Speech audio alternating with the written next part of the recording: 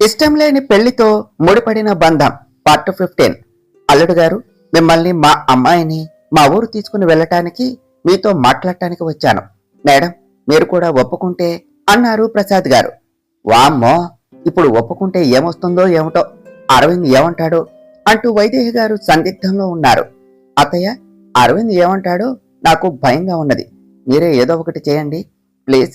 డాడీకి నిజం తెలిస్తే బాధపడతారు అని భయపడుతూ అన్నది అక్షర. భలే వాళ్లే అంకుల్, దానికి మీరే రావాలా? ఇప్పుడు మేము ఊరికి రావాలి అంతే కదా? ఎప్పుడు రావాలి? నేను తప్పకుండా నా భార్యను తీసుకుని వస్తాను అంతే కదా అక్షర? మనం వెళ్తున్నాం కదా, నువ్వేమిటి సమాధానం చెప్పటం లేదు? నీకు రావటం ఇష్టం లేదా అన్నాడు అరవింద్. అదేమీ కాదు అరవింద్, వస్తాను, అదే వెళదాం అంటూ తల నిలువుగా ఊపింది అక్షర. అక్షర, వైదేహి గారు ఇద్దరూ ఒకరి మొహం ఒకరు చూసుకుంటూ ఉన్నారు.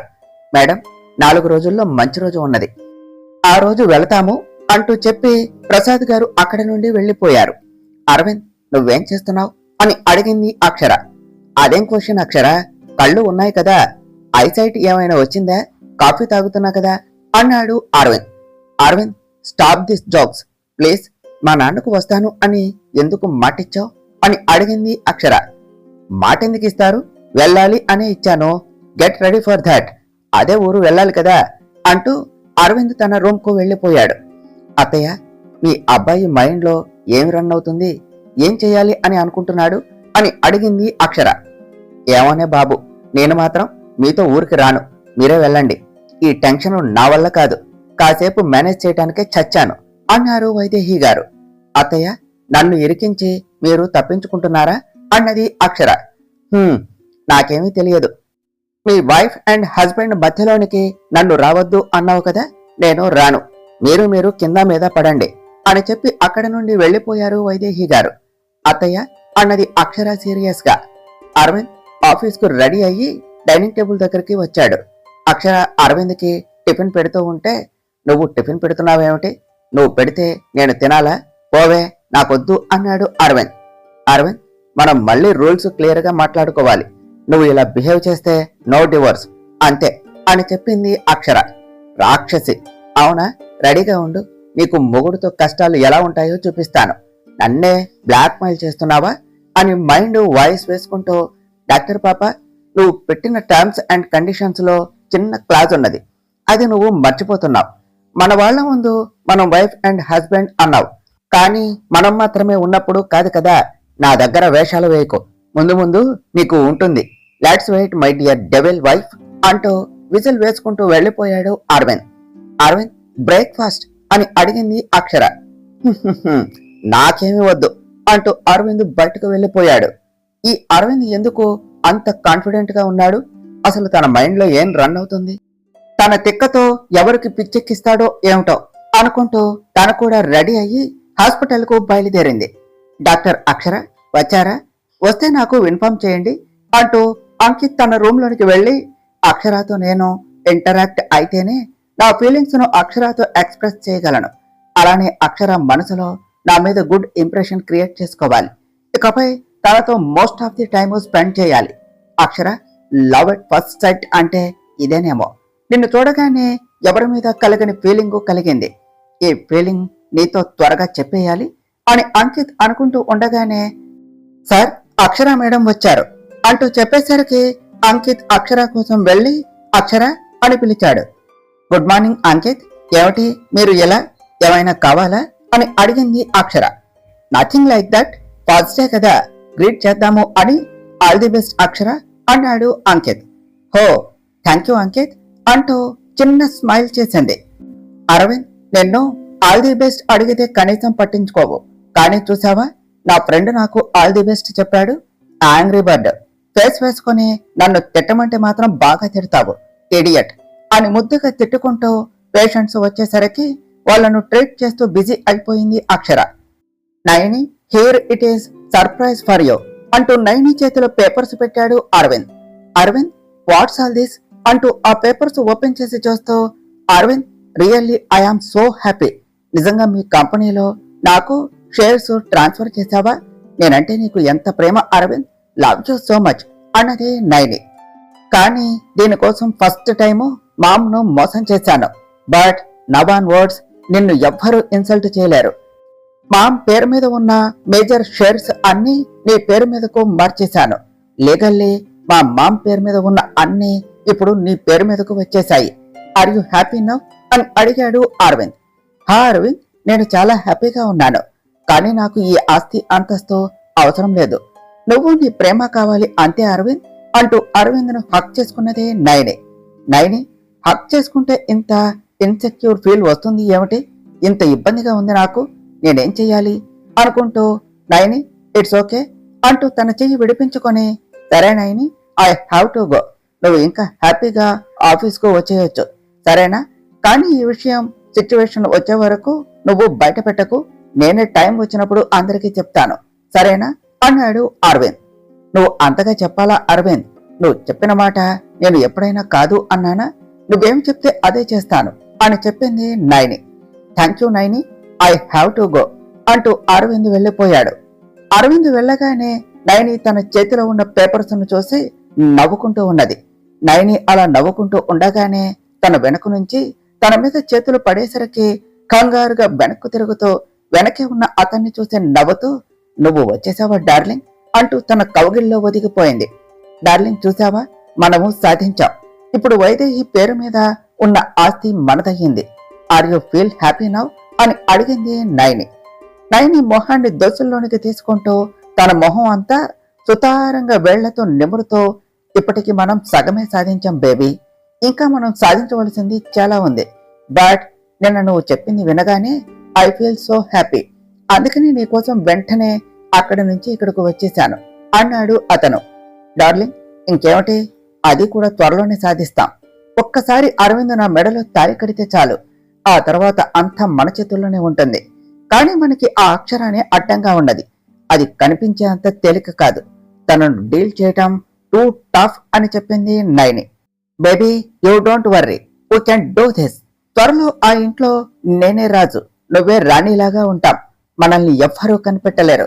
ముందు నువ్వు అరవింద్ని నీ ట్రాప్ లోనే ఉంచుకో.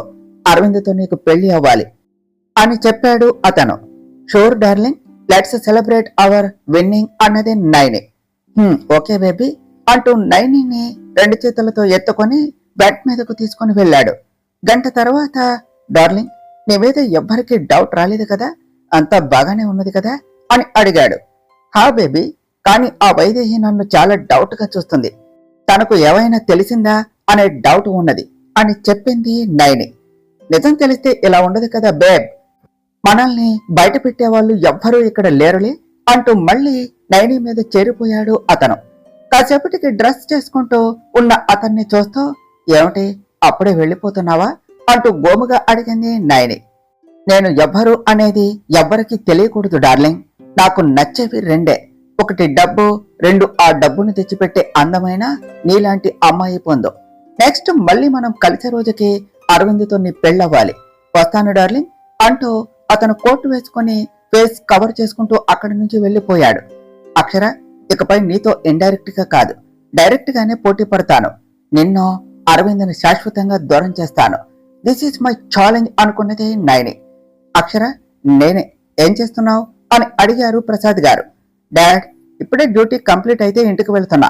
ఏమిటి నాన్న, ఏమైనా చెప్పాలా అని అడిగింది అక్షర.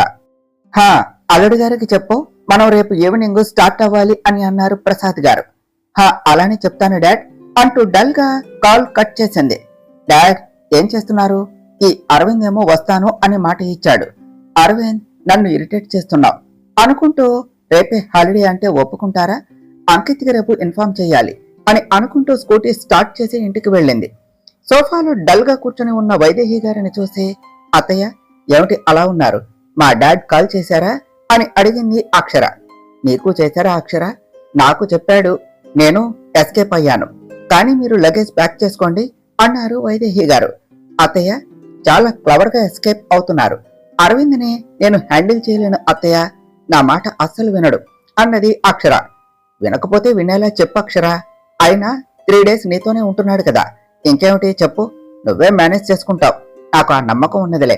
అరవింద్ వచ్చాక వాడికి నువ్వే చెప్పు అంటూ, నేను పక్కనే ఉంటే వాళ్ళు దూరంగానే ఉంటారు, నేను సైడ్ అయితేనే వాళ్ళు దగ్గరవుతారు అనుకుంటూ అక్షర నాకు హెడేక్ గా ఉన్నది, వాడికి డిన్నర్ నువ్వు చూసుకో, నేను రెస్ట్ తీసుకుంటాను అన్నారు వైదేహి గారు. అత్తయ్య మార్నింగ్ బ్రేక్ఫాస్ట్ అంటేనే ఒప్పుకోలేదు, ఇప్పుడు డిన్నర్ అంటే నా మీదకు అంతెత్తున లేస్తాడు, నా వల్ల కాదు. మళ్ళీ ఉన్నది కదా అన్నది అక్షర. మళ్ళీ లేదు, వాళ్ళ అమ్మ నాన్నను చూసి వస్తాను అనేసి వెళ్ళింది.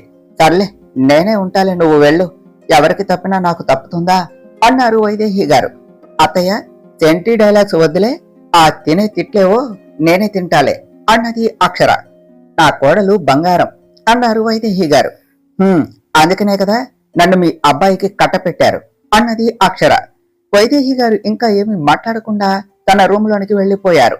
అక్షర అరవింద్ కోసం వెయిట్ చేస్తూ ఉన్నది. గంట తర్వాత కారు సౌండ్ వినిపించేసరికి సోఫాలో కొనిపాట్లు పడుతూ ఉన్న అక్షర అరవింద్కు ఎదురు వెళ్లి అరవింద్ అని పిలిచింది. ఆ రాగానే వచ్చావా డెవిల్, నీకేమీ పని లేదా అన్నాడు అరవింద్. అరవింద్ అత్తయ్యకు హెడేక్ అంట, నువ్వు ఫ్రెష్ అయి వస్తే డిన్నర్ చేద్దువు అన్నది అక్షర. అబ్బో ఏమిటో ఈరోజు వన్ వర్డ్ ఆన్సర్స్ అన్ని ఫింగర్ టిప్స్ మీద పెట్టుకుని వచ్చావా, పర్లేదు పైకొస్తావు అంటూ అరవింద్ పైకి వెళ్లి ఫ్రెష్ అయ్యి కిందకు వచ్చాడు. అరవింద్ సైలెంట్ గా తింటూ ఉంటే అక్షర వడ్డిస్తూ ఉన్నది. అరవింద్ ఈవినింగ్ మా డాడీ కాల్ చేశారు అని చెప్పింది అక్షర. నేను ఇప్పుడు బిల్ కట్టాలా అని అడిగాడు అరవింద్. నైస్ జోక్, కానీ నవ్వు రాలేదు. మనం రేపు ఈవినింగ్ స్టార్ట్ అవ్వాలట అని చెప్పింది అక్షర. ఎక్కడికి స్టార్ట్ అవ్వాలి అన్నాడు అరవింద్. మార్నింగ్ ప్రామిస్ చేసావు కదా వస్తాను అని, అక్కడికే. రేపు ఈవినింగ్ ఊరికి వెళ్లాలట, నీకు చెప్పమన్నారు అని చెప్పింది అక్షర. ఓకే అన్నాడు అరవింద్. అరవింద్ అక్కడ నువ్వేమీ చెయ్యవు కదా, ఎందుకు వస్తాను అని ఒప్పుకున్నావు, అసలేం చెయ్యాలి అని అనుకుంటున్నావు అని అడిగింది అక్షర. అదేదో అంటారు, ఈట్ చేస్తూ టేస్ట్ ఎందుకు, అదేమిటి, ఆ తినపోతూ రుచెందుకు. Am I right? డిన్నర్ చాలా టేస్ట్ గా ఉన్నది, కానీ నువ్వు పెట్టావు కాబట్టి చాలా చెత్తగా ఉన్నది. రేపే కదా, నేను వెయిట్ చేస్తున్నా, తప్పకుండా వెళదాం. సారీ వస్తాను మై డియర్ డెవిల్ వైఫ్ అంటూ అక్షర బుగ్గ మీద ట్యాప్ చేస్తూ చిన్న స్మైల్ మెయింటైన్ చేస్తూ తన రూమ్ కు వెళ్లిపోయాడు అరవింద్. అక్షర వెళ్తూ ఉన్న అరవింద్ ని అలానే చూస్తూ ఉన్నది. నెక్స్ట్ డే, అత్తయ్య ఇప్పుడే స్టార్ట్ అయ్యాం, మార్నింగ్ కి ఊరికి వెళ్లిపోతాం. నాన్న వాళ్ళు అన్నయ్య కారులో వెళ్తున్నారు, నేను అరవింద్ ఇద్దరం అరవింద్ కారులో స్టార్ట్ అయ్యాం అత్తయ్య. సరే అత్తయ్య, జాగ్రత్తగానే చూసుకుంటా. మీ అబ్బాయిని చూసుకోవటం కాదు, ఇక్కడ మీ అబ్బాయి ఏం చేస్తాడో అనే భయంగా ఉన్నది అనుకుంటూ వైదేహి గారితో మాట్లాడి కాల్ కట్ చేసింది అక్షర. మా మామ్ను బాగా బుట్టలో పడేసావు కదా, నాకు కూడా కాల్ చేయకుండా నీకే కాల్ చేస్తుంది అన్నాడు అరవింద్. నేనేమి తట్టాబుట్ట బిజినెస్ చేయటం లేదు బుట్టలో వేయటానికి, అయినా అత్తయ్య ఏమీ మీలాగా కాదు బుట్టలో పడిపోవటానికి అన్నది అక్షర. అంటే ఏమిటే, నేను నీకు చిన్నపిల్లవాడిలా కనిపిస్తున్నానా, నేనేం చేస్తున్నానో నాకే తెలియదు అంటున్నావా అన్నాడు అరవింద్. నేనేమి అన్ని మాటలు అనలేదు, అన్నీ నీకు నువ్వే అనుకుంటూ నన్ను అంటున్నావు. అండ్ మెయిన్ థింగ్, కాసేపు కూడా సైలెంట్ గా ఉండలేవా అరవింద్, నాతో గొడవ పడుతూనే ఉంటావా అన్నది అక్షర. నీతో గొడవ పడకుండా ఉంటే ఎలా చెప్పు, నువ్వు పక్కనే ఉంటే ఏమి అనకుండా ఉండాలి అంటే నా వల్ల కాదు. నీతో గొడవ పడి నిన్ను విసిగిస్తే వచ్చే మజానే వేరు, నువ్వు నన్ను టార్చర్ చేసి విసిగించేది నీకు తెలియాలి కదా. అవును, నేను ఊరికి అనగానే ఒప్పుకున్నాను, ఇంత హ్యాపీగా వస్తున్నాను, ఎందుకు, నేనేం చేస్తున్నా అనే క్యూరియాసిటీ నీకు లేదా, అసలేమవుతుంది, నేనేం చేస్తాను అని అడగాలి అనుకోవటం లేదా, అడిగేసేయి అన్నాడు అరవింద్. అరవింద్ నేను అడిగినా నువ్వు చెప్పవు, అందుకే నేను అడగలేదు అని చెప్పింది అక్షర. చెప్పకుండా ఎలా చెప్పు, నేనేం చేయాలి అని అనుకుంటున్నానో నీకు ముందే చెప్పాలి, అది తలుచుకుని నువ్వు టెన్షన్ పడుతూ ఉంటే నేను ఎంజాయ్ చేయాలి. నువ్వు టెన్షన్ పడితేనే కదా నాకు హ్యాపీ. నువ్వు ఏమన్నావు, నన్ను మనం వైఫ్ అండ్ హస్బెండ్ లా ఉండాలి అన్నావు కదా, మన మధ్య ఉన్నది ఎవరికి చెప్పకూడదు అన్నావు, కానీ చూపించకూడదు అనలేదు కదా. అక్కడ అందరిలో నువ్వంటే నాకు ఏమాత్రం ఇష్టం లేదు అని అందరికీ తెలిసేలా చేస్తాను. నేనుగా ఎవరికి చెప్పను, కానీ అందరికీ తెలుస్తుంది. అప్పుడు నిన్ను తలుచుకుంటే నాకు నవ్వే ఆగటం లేదు. ఏంటి మై డియర్ డెవిల్ వైఫ్, నేను ఇచ్చే షాక్ కి షాక్ అయ్యావా అన్నాడు అరవింద్. నువ్వు షాక్స్ ఇవ్వటం, వాటిని నీకు ఇవ్వటం నాకు అలవాటే కదా అరవింద్, నీకు నచ్చింది చెయ్యి, నేను చేసేది చేస్తాను అని అంటూ ఉండగా అరవింద్ సడన్ గా కారు ఆపేసరికి అక్షర అరవింద్ వైపు చూస్తూ, ఎందుకు అరవింద్ కారు ఆపేశావు, ఏమైంది అని అడిగింది. అరవింద్ స్పెట్స్ తీస్తూ అంగపారు అంటూ బయటకు చూపించాడు. నైని రావటం చూసి అక్షర అరవింద్ వైపు చూసింది. ఏమిటి అలా చూస్తున్నావు, తను మనతోనే వస్తుంది. నా లవ్తో నేను ఉండకుండా నీతో ఉంటాను అని ఎలా అనుకున్నావు? అక్కడ అందరికీ నిజం తెలిసి నువ్వే నా నుంచి దూరం అవుతావో లేదా ఇంకా బెట్ అంటూ బెట్టుగానే ఉంటావో యాజ్ యూ విష్. కానీ నా నైని మాత్రం నాతోనే వస్తుంది. మమ్మల్ని మా ఎఫెక్షన్ ను చూసి నువ్వే కుళ్ళుకొని చావాలి అన్నాడు Aravind. Okay, I wish you all the best Aravind. నిజమైన ప్రేమే నీ లైఫ్ లోనికి రావాలి అన్నది అక్షర. నువ్వు ఇలా సాఫ్ట్ గా మాట్లాడితే నాకు నచ్చటం లేదు. నాతో గొడవ పడు, అప్పుడే కదా నా ఈగో సాటిస్ఫై అయ్యేది అన్నాడు అరవింద్. అరవింద్, నన్ను లగేజ్ తీసుకుని రమ్మన్నావు, ఎందుకు అని అడిగింది నైని. మై స్వీట్ హార్ట్, నీకు డీటెయిల్డ్ గా చెప్తాను, పద ఫస్ట్ కార్ ఎక్కు, గెట్ ఇన్ అంటూ, డెవిల్, తమరికి డ్రైవింగ్ వచ్చు కదా, మీ ఊరికి నువ్వే డ్రైవ్ చేసుకో అంటూ కీస్ అక్షర చేతిలో పెట్టి అరవింద్ నైనిని తీసుకుని బ్యాక్ సీట్ లో కూర్చున్నాడు. అక్షరాకి కోపమో బాధో తెలియదు కానీ సైలెంట్ గా కారు డ్రైవ్ చేస్తూ ఉన్నది. నైని, మనల్ని ఇలా చూసి కొందరు కుళ్ళుకుంటూ ఉంటారు కదా, పాపం, ఏం చేస్తాం, వాళ్ళను దూరంగా ఉండమంటే ఉండరు, ఇలానే మనతో ఉండాలి అని చూస్తారు. అలాంటి వాళ్ళను మనం మార్చలేం కదా అన్నాడు అరవింద్. అరవింద్, నువ్వు ఇలా చేయటం నాకు నచ్చలేదు. ఎందుకు పాపం మీ వైఫ్ ను బాధ పెడుతున్నావు? తన ముందు మనం ఇలా క్లోజ్ గా ఉంటే ఫీల్ అవుతుంది కదా అన్నదే నైని. డాక్టర్ అక్షర చాలా బ్రాడ్ మైండ్. ఒకరిని ప్రేమించాను అని తెలిసినా కూడా నన్ను హస్బెండ్ గా ఫిక్స్ అయ్యింది. ఇంకా నేను ఎవరితో ఉన్నా తనేమీ ఫీల్ అవ్వదు. తనకు సొసైటీలో నా భార్య అనే స్థానం కావాలి, కానీ నా మనసులో ప్లేస్ కాదు. అంతే కదా అక్షర? అదే కదా నువ్వు కావాలి అని అడిగింది. నేను ఎవ్వరితో తిరిగినా నువ్వేమీ ఫీల్ అవ్వవు కదా అన్నాడు అరవింద్. అక్షర ఏమీ మాట్లాడకుండా సైలెంట్ గా ఉన్నది. చూసావా, చెప్పకుండానే ఒప్పుకున్నది. అదే డాక్టర్ అక్షర అంటే. తనకు లేని బాధ మనకెందుకు, లెట్స్ ఎంజాయ్ నైని అంటూ నైనితో మాట్లాడుతూ ఉన్నాడు అరవింద్. తెలివి ఏమో కాని అతి తెలివి మాత్రం బాగానే ఉన్నది. అరవింద్, నీ మీద నాకు వచ్చే కోపానికి ఈ కారు తీసుకుని వెళ్లి యాక్సిడెంట్ చేస్తే పోతుంది, నువ్వు అది ఇద్దరూ పోతారు అని తిట్టుకుంటూ కారు డ్రైవ్ చేస్తూ ఉన్నది. ఎర్లీ మార్నింగ్ 5కి అరవింద్ అరవింద్ అంటూ తనను తట్టి లేపుతూ ఉన్నది అక్షర. వాట్, అప్పుడే ఊరికి వచ్చేసామా? పర్వాలేదు, బాగానే డ్రైవ్ చేశావు అన్నాడు అరవింద్. మార్నింగ్ మార్నింగ్ జోక్ బాగున్నది, కానీ ఊరు ఇంకా రాలేదు, కారు ఆగిపోయింది, స్టార్టింగ్ ప్రాబ్లము. ఇద్దరు వెళ్లి కారు పుష్ చేయండి, ఫస్ట్ దాన్ని కూడా లేపండి అన్నది అక్షర. వాట్, మేము కారు పుష్ చేయాలా? నో, నెవర్, నేను ఉంటాను, నువ్వు పుష్ చేయి అన్నాడు అరవింద్. చిచి, మీరు అసలు అబ్బాయేనా అని అంటారు, సోషల్ మీడియా మొత్తం ట్రోల్ చేస్తారు. కావాలా, అది కావాలా, నేను పుష్ చేయాలా? అయినా కారు కూడా పుష్ చేయలేని వాళ్ళు మీరే మగవాళ్ళు అన్నది అక్షర. ఏయ్, అంత మాట అంటే ఇంకా తగ్గుతానా? నేనే పుష్ చేస్తాను అన్నాడు అరవింద్. అరవింద్, నా వల్ల కాదు అని చెప్పింది నైని. దున్నపోతుల నైట్ అంతా పడుకున్నావు, నేను డ్రైవ్ చేస్తూనే ఉన్నా, అన్నీ మూసుకొని వెళ్ళి పుష్ చేయి అనేది Akshara. Naini, we can do it, పద అంటూ నైనితో కలిసి పుష్ చేస్తున్నాడు అరవింద్. 7 గంటలకు అరవింద్, నా వల్ల కాదు, ఐ కాంట్ అన్నది Naini. Don't worry Naini, push చేయి, డెవిల్, ఇంకెంతసేపు, స్టార్ట్ చేయి అన్నాడు అరవింద్. నాకేం తెలుసు అరవింద్, అది స్టార్ట్ అవ్వాలి కదా, పుష్ చేయి. నీకులాగానే దీనికి కూడా స్టార్టింగ్ ప్రాబ్లం అనుకుంటా, నేనేం చేయను అని నవ్వుకుంటూ ఆన్సర్ చేసింది అక్షర. అరవింద్, నా వల్ల కాదు అంటూ నైని పడుతూ లేస్తూ కారు పుష్ చేస్తూ ఉంటే అప్పుడే కారు స్టార్ట్ అయ్యింది. అమ్మయ్యా అంటూ ఇద్దరు వచ్చి కారు ఎక్కబోతూ ఉంటే, అరవింద్ బాబు వచ్చేసారా, మీకోసమే చూస్తున్నాం అంటూ వచ్చారు ప్రసాద్ గారు. హా డాడ్, వచ్చేసాం. వస్తూ ఉంటే దారిలో కారు ట్రబుల్ ఇచ్చింది, లేదంటే ఎప్పుడో వచ్చేవాళ్ళం.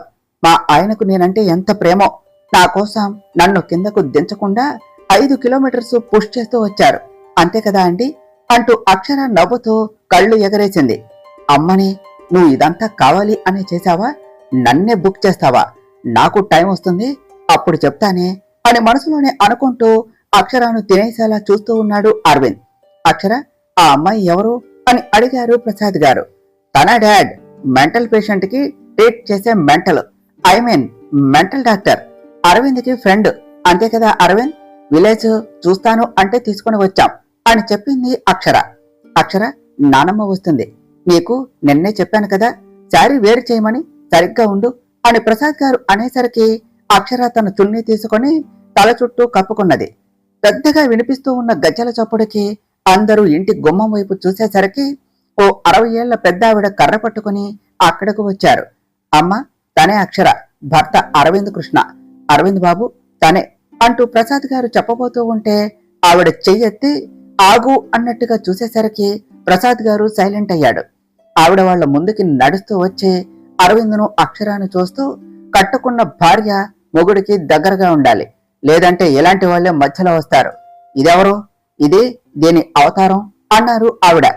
అమ్మ, అది ఆ అమ్మాయి అని ప్రసాద్ గారు చెప్పబోతూ ఉంటే, నేను అంతా విన్నాను ప్రసాద్. అక్షర, వచ్చి నువ్వు నీ భర్త పక్కన నిలబడు, నీకే చెప్పేది. అప్పుడే చెవులు పనిచేయడం ఆగిపోయాయా అన్నారు ఆవిడ. హా నానమ్మ అంటూ వచ్చి అక్షర అరవింద్ పక్కన నిలబడింది. ఇద్దరూ చక్కగా ఉన్నారు, చూడ చక్కనైన జంట.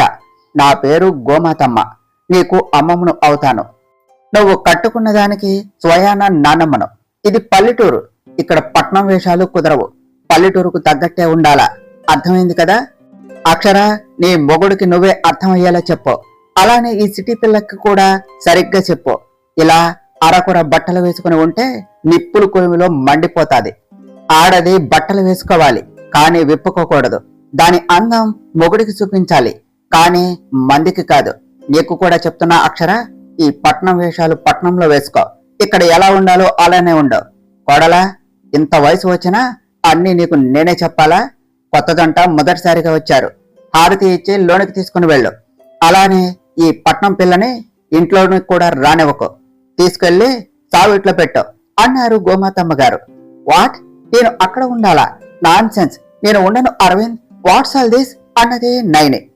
పట్నం పిల్ల, పట్నం వేషాలు ఇక్కడ వేస్తే ప్రాణం తీస్తా. నా ముందు నా నిర్ణయానికి అడ్డు చెప్పాలి అంటే ఈ ఊరే ఆలోచిస్తాది. నువ్వు నాకు ఎదురు చెప్తున్నావా? ప్రాణాలతో పోవాలని లేదా ఊరికి? నా ఇంట్లో నేను చెప్పిందే వేదం, నేను చేసేదే చట్టం. అక్షర, ఆ ఎమ్మికి మర్యాదగా ఉండాలి అని చెప్పు అన్నారు గోమాతమ్మ గారు.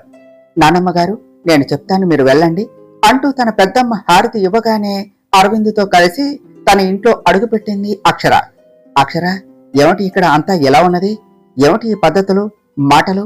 ఇవన్నీ చాలా విచిత్రంగా ఉన్నాయి అని అడిగాడు అరవింద్. అరవింద్, నేను అందుకే ఇక్కడికి రావాలి అంటే ఇంట్రెస్ట్ చూపించను. అప్పటికి వద్దు అంటే తమరు వినకుండా వచ్చారు. Enjoy a lot. ఇక్కడ సిచ్యువేషన్ ఏమిటి అనేది నీకే పోను పోను తెలుస్తుంది. అండ్ నేను నీకు నీ లవ్ కి గుడ్ సజెషన్ ఇవ్వనా? పొరపాటును కూడా నిజం తెలిసేలా చేయాలి అని ట్రై చేయకు అన్నది అక్షర. చేస్తే చేస్తే ఏమవుతుంది? అరవింద్ ఇక్కడ దేనికి భయపడడు అన్నాడు అరవింద్. గోమాతమ్మ అక్కడ ఎవరిని వదలదు, ముందు ముందు నీకే తెలుస్తుంది అని చెప్పింది అక్షర. అమ్మయ్యా, అందరూ వచ్చారు. ఇంకా ఇప్పుడు నేను ఆనందంగా నాకు నచ్చిన స్వీట్లు తీసుకుని తినేయొచ్చు. అత్తయ్య, ఆడపిల్ల ఎక్కువ తినకూడదు అని నన్ను ఏమీ తిననివ్వదు. ఇప్పుడు నేను ఈ నెయ్యితో మొదలు పెడతాను అనుకున్నది గోమాతమ్మ గారి కోడలు. సంపూర్ణ అని పిలిచారు గోమాతమ్మ గారు. ఆ అత్తయ్య, నేను ఇక్కడే ఉన్నాను, చెప్పండి అంటూ భయంగా అడిగింది సంపూర్ణ. గోమాతమ్మ గారు హుందాగా లోనికి వస్తూ, ఆ దేవుడి మీద ఒట్టు, నువ్వు ఎప్పటికీ మారవు. తిండి చూస్తే చాలు తింటూనే ఉంటావు. ఆడది అన్న తర్వాత పద్ధతి ఉండాలి. తినే తిండి నుంచి తాగే నీళ్ల వరకు పద్ధతిగా భర్త తిన్న తర్వాతే తినాలి. నీకు నచ్చినట్టే చేస్తే దెయ్యం దిగుతుంది అన్నారు. అదేమీ లేదు అత్తయ్య గారు, పిల్లలు వచ్చారు కదా, అందుకే తీపి చేద్దాము అని చెప్పింది సంపూర్ణ గారు. అక్షర చేత చేయించు, పెళ్లి చేసుకుని వచ్చిన ఆడపిల్ల కదా, వాళ్ళు ఉన్నన్ని రోజులు ఎవ్వరికి మర్యాదలు తగ్గకుండా చూడు. మన ఇంటి ఆడపిల్ల ఎక్కడా మాట రాకూడదు, గుర్తుపెట్టుకో అన్నారు గోమాతమ్మ గారు. అలానే అత్తయ్య గారు అంటూ భయంగా చెప్పి అత్త వెళ్ళగానే కారాలు మిరియాలు నోరుతూ అక్షర దగ్గరకు వెళ్ళింది సంపూర్ణ. మరో ప్రక్క రూపేష్ దాన్ని ఆడుకుందాము అని వస్తే ఇక్కడ ఒక ముసల్ది ఉన్నది. వామ్మో, నన్ను ఫస్ట్ రోజు ఇంట్లోని కూడా రాకుండా చేసింది, దాన్ని వదలకూడదు. ఛ, అరవింద్ కూడా ఏమీ మాట్లాడలేదు, నన్ను సపోర్ట్ చేయలేదు. అంటూ కాల్ మాట్లాడుతూ వస్తూ ఉన్న నయని గడప మీద కాలేసి తొక్కుతూ అక్కడంతా నడుస్తూ ఉన్నది. సడన్ గా తన చెంప పగిలేసరికి తన చేతిలో ఉన్న ఫోన్ వెళ్లి కింద పడితే నయని వెళ్లి నేలను బొమ్మలాగా అంటుకుపోయింది. అక్షర అంటూ గోమాతమ్మ గారు పిలిచిన అరుపుకు కిచెన్ లో స్వీట్ చేస్తూ ఉన్న అక్షర హడావుడిగా వచ్చి నానమ్మగారు అన్నది. అక్షర, ఈ పట్నం పిల్లకి పద్ధతులు తెలియకపోతే తెలుసుకోమని చెప్పు, అంతేకాని నా దగ్గర పద్ధతి తప్పితే అన్నారు గోమాతమ్మ గారు. నయని కోపంగా పైకి లేచి, నేనేం చేశాను? నన్నెందుకు కొట్టారు? మార్నింగ్ కూడా కొట్టారు, ఇప్పుడు కూడా కొట్టేశారు, ఎందుకు నన్ను కొట్టారు అని అడిగింది.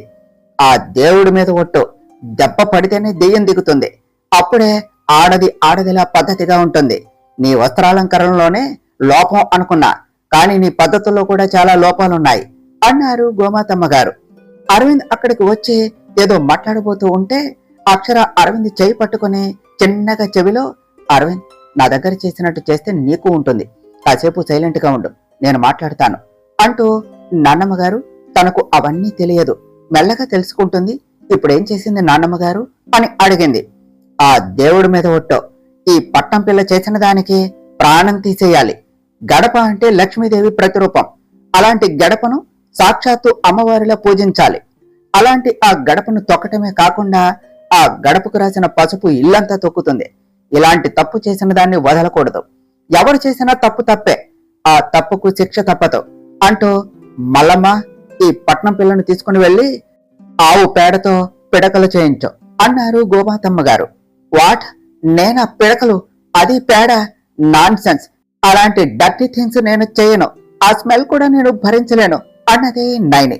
గోమాతమ్మ గారు మళ్లీ నయని చంపలను 4 వాయించి, దేవుడి మీద ఒట్టు, ఆడపిల్ల పెద్దలకి ఎదురు మాట్లాడకూడదు, దెబ్బ పడితేనే దెయ్యం దిగుతుంది, పేడ అంటే లక్ష్మీ స్వరూపం, ఆ అర్థం లేని భాషలో పిచ్చి పిచ్చి వాగుడు వాగితే తాట తీస్తాను, నువ్వు చేయను అంటే కుదరదు, చేయాలి, సోరీ అంటూ పిలిచేసరికి గోమాతమ్మ గారి చేతికి పెద్ద కొరడా తీసుకుని వచ్చి అందించాడు. తప్పు ఎవరు చేసినా శిక్ష ఒకటే నా దృష్టిలో, అందరూ ఒకటే, న్యాయానికే నేను తగ్గేది, నీలాంటి వాళ్ళ అరులకు కాదు అంటూ కొరడా చలిపించారు గోమాతమ్మ గారు. నాన్నమ్మగారు, నేను చెప్తాను, మీరు వెళ్ళండి, నేను చూసుకుంటాను అన్నది అక్షర. అక్షర, ఆ దేవుడి మీద ఒట్టు, దెబ్బ పడితేనే దెయ్యం దిగుతుంది, చెయ్యను అంటే నన్ను పిలువు, సూరి పదరా, మల్లమ్మ ఆ పట్నం పిల్ల సంగతి చూసుకో అన్నారు గోమాతమ్మ గారు. అయ్యో పాపం అక్షర, ఆ పట్నం పిల్లను అత్తయ్య చెప్పినట్టు చేయమను, మన పద్ధతులు తెలియకుండా ఉన్నది, ఈ ఇంట్లో తినే వంటకు కూడా ఆ పిడకల్నే వాడుతాం, అలాంటి ఈ ఇంట్లో ఇలా చేస్తే ఒప్పుకుంటుందా అంటూ సంపూర్ణ అదంతా శుభ్రం చేసుకుని వెళ్లిపోయింది. Aravind, what's all this, it's paining, చాలా నొప్పిగా ఉన్నది, నాకు ఏడుపు వస్తుంది, అందుకేనా నన్ను పిలిచింది అన్నది నయని. అరవింద్ ఏమీ మాట్లాడకుండా సైలెంట్ గా ఉన్నాడు. షాక్ గా అలానే చూస్తూ ఉన్న అరవింద్ చేయి పట్టుకుని కదిలించి అరవింద్ అని పిలిచింది అక్షర. డెవిల్, ఇది ఇల్లా లేదా జైలా? అక్కడే నయం, వాళ్ళు అక్కడ నచ్చినట్టుగా ఉంటారు, ఏమిటి ఈ అన్యాయం అన్నాడు అరవింద్. అరవింద్, కామ్ డౌన్, అలా అరిస్తే నీకు పనిష్మెంట్ ఇస్తుంది, అయినా ఆ రోజు మా నాన్న ఊరు వెళదాం అంటే వద్దు అని చెప్పాను, వెళ్ళొద్దు అరవింద్ అని ఎంత చెప్పినా వినకుండా నన్ను తీసుకుని వచ్చావు, పాపం ఇంకేదో చెయ్యాలి అని నాకు చెప్పకుండా నైనిని కూడా తీసుకుని వచ్చావు, ఇక్కడ ఇలానే ఉంటుంది, అందుకనే నేను ఈ ఊరికి రావటానికి ఇష్టపడను, మా వదిన చూసావా, తెలివిగా బాలేదు అని తప్పించుకున్నది, మా నాన్నమ్మ దగ్గర ఇలానే ఉంటుంది, వచ్చిన తర్వాత చేయను అంటే కుదరదు, చెయ్యాలి అని చెప్పింది అక్షర. నాన్ సెన్స్, నేను ఇప్పుడే రిటర్న్ వెళ్ళిపోతాను అన్నది నయని. నయని, మా నాన్నమ్మకు అతిథి దేవో భవ, అతిథి దేవుడితో సమానం, వచ్చిన గెస్ట్ వెళ్ళాలి అంటే అది మా నాన్నమ్మ ఇష్టం, తప్పు చేస్తే ప్రాణం తీసే తను మర్యాదల్లో ప్రాణం ఇస్తుంది, ఇప్పుడు నువ్వు వెళ్తాను అంటే నీ ప్రాణం తీసైనా ఇంట్లో ఉంచుకుని మర్యాదలు చేస్తుంది, మల్లమ్మ తను వస్తుంది తీసుకుని వెళ్ళి చేయించండి అని చెప్పింది అక్షర. అరవింద్ అన్నది నయని. అమ్మగారు వస్తారు పదమ్మ అంటూ నయనిని సావిడి దగ్గరకు తీసుకుని వెళ్ళింది మల్లమ్మ.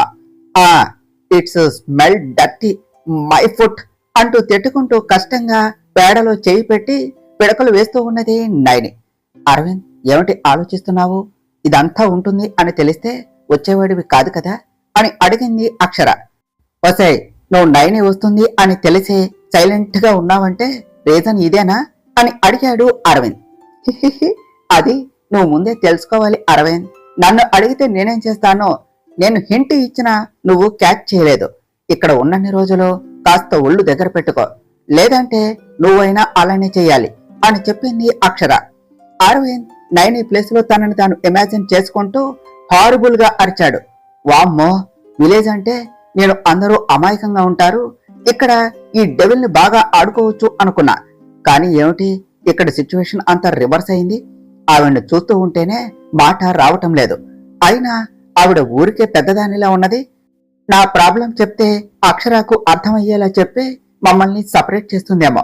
లెట్ మీ ట్రై, ఇప్పుడే వెళ్ళి మాట్లాడతాను అని అనుకుంటూ అరవింద్ తన మైండ్ లో వచ్చిన ఐడియాకి నవ్వుకుంటూ గోమాతమ్మ గారి కోసం వెళ్ళాడు. బావగారు ఎక్కడికి వెళ్తున్నారు? మా ఊరు అంత బోరుగా ఉన్నదా? అలా బయటకు వెళ్ళి వద్దామా అని అడిగాడు విజయ్. హా విజయ్, కానీ ఏమిటి ఇక్కడ ఎలా ఉన్నది, ఇదంతా ఏమిటి అని అడిగాడు అరవింద్. మా నాన్నమ్మ అంతే బావగారు, ఆవిడ ఈ చుట్టుపక్కల 75 ఓళ్లకు నియంత. ఆవిడేం చెప్తే అదే వేదం. ఇప్పటికీ ఆవిడ మాటను కాదు అని ఎవ్వరూ ఏమీ చేయరు, తప్పు అస్సలు సహించరు.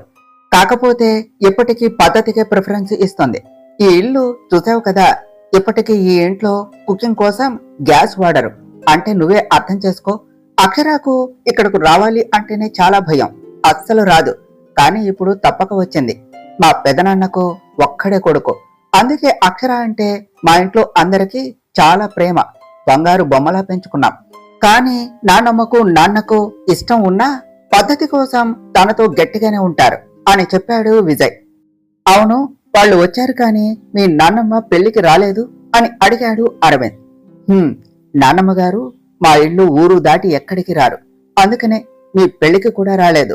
మా అక్షరాకి కూడా చాలా వరకు మా నాన్నమ్మ పోలికలే, కాకపోతే కాస్త అల్లరి పిల్ల, కానీ అనుకుంటే అన్నీ చేస్తుంది అన్నాడు విజయ్. అవును, అందుకే ఇప్పుడు నా కొంప కాలుస్తుంది అన్నాడు అరవింద్.